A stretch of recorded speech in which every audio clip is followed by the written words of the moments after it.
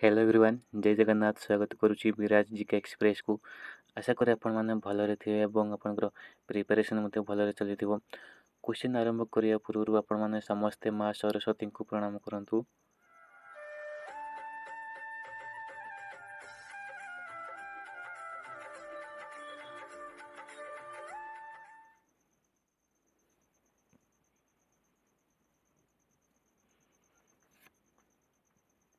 जो वस्तु बा व्यक्तिर संख्या जना पड़े ताकू कौन कह जाए।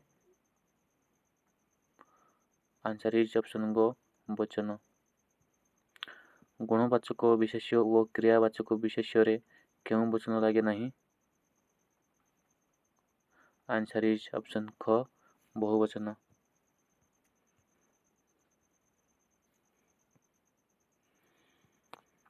निम्नलिखित शब्द मध्य केउंटी विपरीत दुई शब्दर संयोग गठित युग्म शब्द। आंसर इज ऑप्शन गो किणाबिका। केउंटी सामर्थक दुई पदर संयोग गठित युग्म शब्द। आंसर इज ऑप्शन घ गोरु गाई।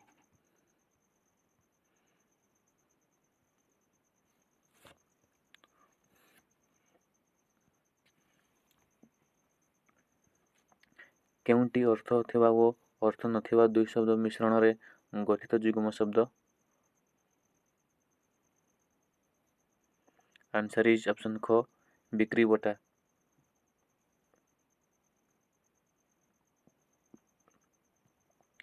कूल ओ कूल यार अर्थटी कौन। आंसर इज ऑप्शन गो तट वंश।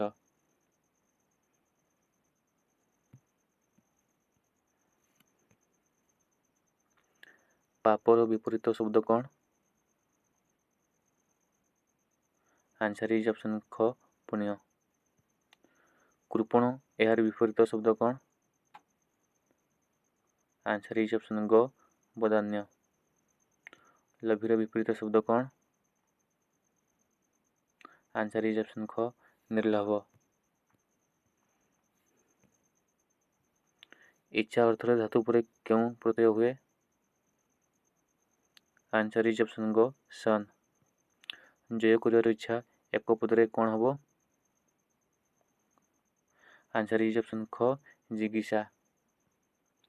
भोजन कर इच्छा एक पदरे कले कौन हम। आंसर इज ऑप्शन गो बुभुक्षा। शुश्रूषा एथिरे थिबा धातुटी कौन। आंसर इज ऑप्शन ख श्रु। अतिशय बुझाइवाई धातुरे क्यों प्रत्यय करा जाए। आंसर इज ऑप्शन गो जंग। जंग प्रत्यय निष्पन्न धातु को कौन कह जाए। आंसर इज ऑप्शन घ जंत।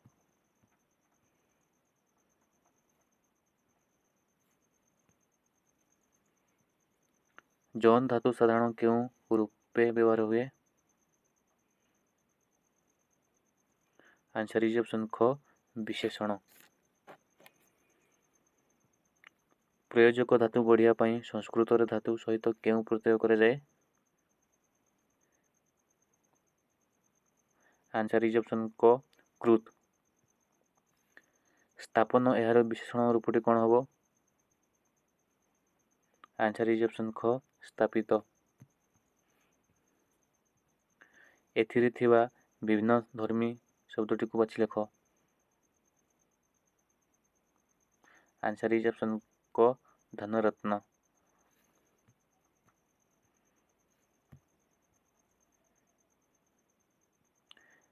भिन्न धर्मी शब्दटी को बाछ। आंसर इज ऑप्शन ख बंधु बांधव। यही शब्द मान मध्य केउंटी अलग बाछ। आंसर इज ऑप्शन गो तमाशा।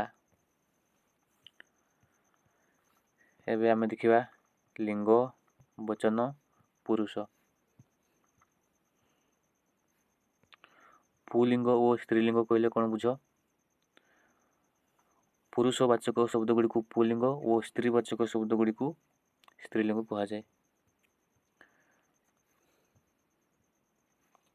ଉଦାହରଣ ପୁଲ୍ଲିଙ୍ଗ ସ୍ତ୍ରୀଲିଙ୍ଗର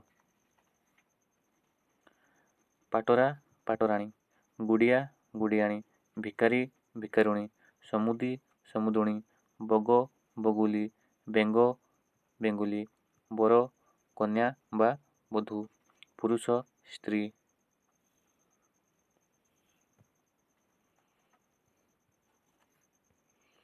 ଶିବ ଶିବାନୀ, ଇନ୍ଦ୍ର ଇନ୍ଦ୍ରାଣୀ, ରୁଦ୍ର ରୁଦ୍ରାଣୀ, ନର ନାରୀ, ଗାୟକ ଗାୟିକା, ପାଠକ ପାଠିକା, ବୈଶ୍ୟ ବୈଶ୍ୟା, ଗୁରୁ ଗୁର୍ବୀ, ତରୁଣ ତରୁଣୀ, ରାଜା ରାଣୀ, ବିହଙ୍ଗ ବିହଙ୍ଗିନୀ, କୁରୁଙ୍ଗ କୁରଙ୍ଗୀ, ତପସ୍ୱୀ ତପସ୍ୱିନୀ। ବଚନ କାହାକୁ କହନ୍ତି? ଯେଉଁଥିରୁ ବସ୍ତୁ ବା ବ୍ୟକ୍ତିର ସଂଖ୍ୟା ଜଣାପଡ଼େ ତାହାକୁ ବଚନ କହନ୍ତି। ଏକ ବଚନ କହିଲେ କ'ଣ ବୁଝ? ଯେଉଁ ପଦରୁ ବସ୍ତୁର ବା ବ୍ୟକ୍ତିର ସଂଖ୍ୟା ଗୋଟିଏ ବୋଲି ଜଣାଯାଏ ତାହାକୁ ଏକ ବଚନ କୁହାଯାଏ। ବହୁ ବଚନ କହିଲେ କ'ଣ ବୁଝ? ଯେଉଁ ପଦରୁ ବସ୍ତୁର ବା ବ୍ୟକ୍ତିର ସଂଖ୍ୟା ଏକରୁ ଅଧିକ ବୋଲି ଜଣାଯାଏ ତାହା ବହୁବଚନ ପଦ। ଉଦାହରଣ ଯେମିତିକି ଆମର ତୁମ୍ଭେ ମାନେ ଘର ଗୁଡ଼ିକ। ଏକ ବଚନ ପାଇଁ ବ୍ୟବହୃତ ହେଉଥିବା ଭିନ୍ନ କ'ଣ? ଏକ ବଚନ ପାଇଁ ବ୍ୟବହୃତ ହେଉଥିବା ଚିହ୍ନ କ'ଣ? ଟି, ଟା, ଟିଏ, ଟେ, ଖଣ୍ଡେ ଖଣ୍ଡିଏ, ଗୋଟିଏ ଗୋଟିକ ଇତ୍ୟାଦି। ସେମିତି ବହୁ ବଚନ ପାଇଁ ବ୍ୟବହୃତ ହେଉଥିବା ସୂଚକ ଗୁଡ଼ିକ କ'ଣ? ଏ, ଏମାନେ, ମାନେ, ଗୁଡ଼ିକ, ଗୁଡ଼ାକ, ଗୁଡ଼ିଏ, ସମୂହ, ସବୁ, ଶ୍ରେଣୀ, ବର୍ଗ, ଗଣ, ଦଳ, ପଲ, ମାଳା, ରାଜି, ବୃନ୍ଦ ଓ ରାଶି।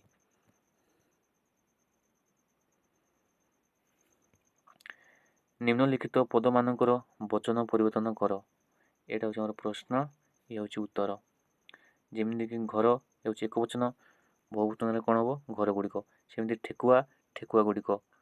ଫୁଲ ଗୁଡ଼ିକ ବହୁବଚନ, ଫୁଲ ହେଉଛି ଏକ ବଚନ। ଛାତ୍ରବୃନ୍ଦ ଏହା ହେଉଛି ବହୁବଚନ, ଛାତ୍ର ଏକ ବଚନ। ଥରେ ଏକ ବଚନ, ଅନେକ ଥର ବହୁବଚନ। ବନ୍ଧୁଗଣ ବହୁବଚନ, ବନ୍ଧୁ ଏକ ବଚନ। ପଇସା ଗୁଡ଼ିକ ବହୁବଚନ, ପଇସାଟିଏ ଏକ ବଚନ। ପୁରୁଷ କେତେ ପ୍ରକାର? ପୁରୁଷ ଓ କ'ଣ କ'ଣ ଉଦାହରଣ ସହ ବୁଝାଅ। ଓଡ଼ିଆ ଭାଷାରେ ପୁରୁଷ ତିନି ପ୍ରକାରର। ପ୍ରଥମ ପୁରୁଷ, ଦ୍ୱିତୀୟ ପୁରୁଷ, ତୃତୀୟ ପୁରୁଷ। ଉଦାହରଣ ପ୍ରଥମ ପୁରୁଷ ମୁଁ ଏକ ବଚନ, ଆମ୍ଭେ ଆମ୍ଭେମାନେ ବହୁବଚନ। ସେମିତି ଦ୍ୱିତୀୟ ପୁରୁଷ ତୁ ତୁମ୍ଭେ ଆପଣ ଏକ ବଚନ, ତୁମ୍ଭେ ତୁମ୍ଭେମାନେ ତୁମ୍ଭେ ବହୁବଚନ। ତୃତୀୟ ପୁରୁଷ ସେ ବାଳକ ଏକ ବଚନ, କିନ୍ତୁ ସେମାନେ ବାଳକମାନେ ଏମାନେ ହେଉଛନ୍ତି ବହୁବଚନ। Thank you. ଆଶା କରିବି କ୍ଲାସ୍ଟି ଆପଣମାନଙ୍କୁ ଭଲ ଲାଗିଥିବ। ଯଦି ଆପଣମାନଙ୍କୁ କ୍ଲାସ୍ଟି ଭଲ ଲାଗିଥାଏ ତାହେଲେ like, comment, subscribe and share କରିବା ପାଇଁ ଜମାରୁ ବି ଭୁଲିବେନି। ଆପଣମାନଙ୍କ ସହିତ ପୁଣି ଦେଖା ହେବ ନେକ୍ସଟ ନ୍ୟୁ କ୍ଲାସ୍ରେ। ଜୟ ଜଗନ୍ନାଥ, ନମସ୍କାର।